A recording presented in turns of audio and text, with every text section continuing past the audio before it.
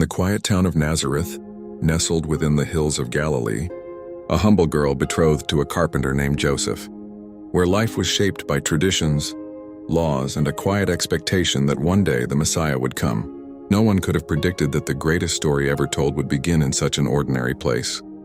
With such an extraordinary event, the controversy surrounding the birth of Jesus starts right at the beginning, with the belief that Mary, despite being a virgin, would conceive a child. The Bible tells us that this was no ordinary conception, but one that defied nature, a miraculous act brought about by the Holy Spirit. Mary's pregnancy, according to the Gospel of Matthew and the Gospel of Luke, was foretold by an angel named Gabriel, who declared, "The Holy Spirit will come upon you, and the power of the Most High will overshadow you. So the Holy One to be born will be called the Son of God." The concept of a virgin birth itself has long been a point of contention and wonder. To many in the ancient world and to modern skeptics, the idea that a woman could conceive without a father seems impossible, perhaps even preposterous. This story of Mary's virginity has sparked numerous theological debates throughout history. Was this virgin birth an essential sign of Jesus' divine nature? Or was it a symbolic representation, added later to underscore his status as the Son of God? For those who believe, the virgin birth is the miraculous moment where heaven and earth meet, where God takes on human flesh to redeem the world. It shows that Jesus wasn't just a man, but the divine incarnate, sent to fulfill the prophecy that the Messiah would be born of a virgin, as written in the book of Isaiah 7:14. But for skeptics, this story raises immediate questions. Could it be a legend? A theological invention meant to elevate Jesus above ordinary men? Some scholars argue that the virgin birth was borrowed from ancient myths. In cultures surrounding Israel, stories of gods fathering children with mortal women were common. Figures like Hercules and the Buddha, for instance, were often said to have had divine origins. Did the early Christians, in their effort to emphasize Jesus' uniqueness, adopt this motif? Could the story have evolved over time as a way to distance Jesus from other leaders and present him as divinely appointed? Though the question of whether the virgin birth actually occurred is central, the human aspect of the story is just as remarkable. Mary, upon hearing the angel's announcement, is initially bewildered. "How will this be, since I am a virgin?" she asks. Gabriel's response, "For nothing is impossible with God," is a pivotal moment in the narrative. And then, without hesitation, Mary responds with a simple but profound acceptance. "I am the Lord's servant. May your word to me be fulfilled." This moment is crucial. It sets the tone for Mary's role in the story, not as a passive vessel, but as an active participant in God's plan.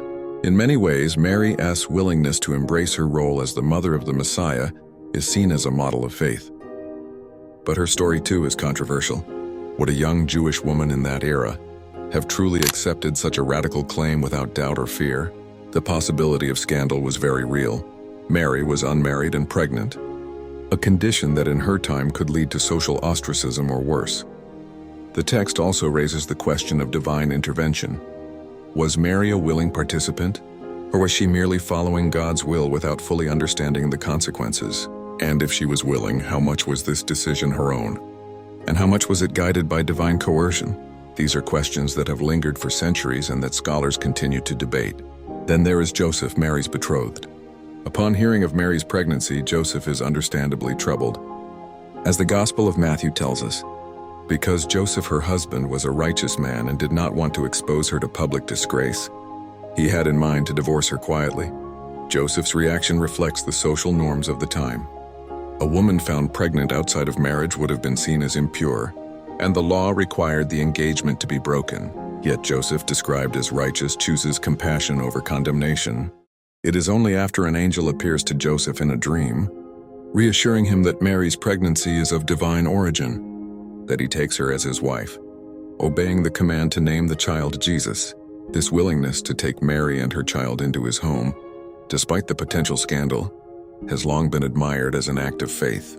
But for some, it raises questions. Did Joseph really have a choice? Or was his decision part of a divine plan that he could not escape? As Mary's due date approaches, the narrative takes another turn. A Roman decree forces Mary and Joseph to travel from Nazareth to Bethlehem for a census. While the timing of this journey has been questioned by historians, there is no historical record of a Roman census that would have compelled such a journey at this precise time. The event is deeply significant within the Christian tradition. For Christians, this is a fulfillment of another prophecy, that the Messiah would be born in Bethlehem, the city of King David, Micah 5:2. Jesus' humble birthplace in a stable, due to the lack of room at the inn, has become an iconic image of his humility. But for others, the story of the census may have been a later literary device to tie Jesus' birth to Old Testament prophecies. Was the census a historical reality, or was it a theological tool to emphasize Jesus' rightful place in the line of David? Then there's the star. A mysterious star in the east guides a group of wise men, or magi, to the newborn Jesus. The star, interpreted as a divine sign, is said to have led these men from a distant land to worship the child. In Christian theology, the star represents God's revelation to the world.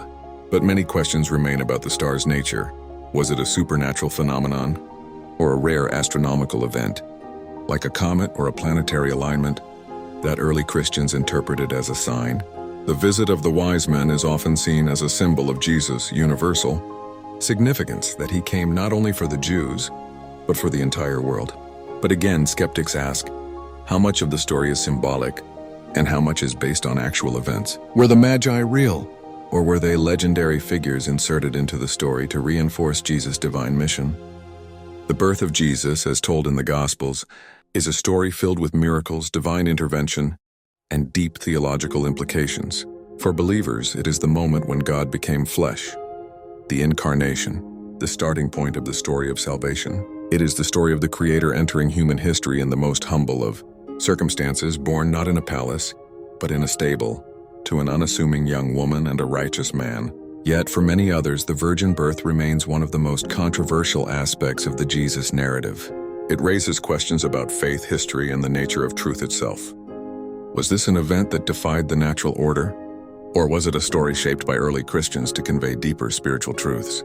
Whether one accepts the story as literal or metaphorical, the birth of Jesus remains a moment that has captured the imagination of millions for over 2 millennia, sparking debate, wonder, and awe in equal measure.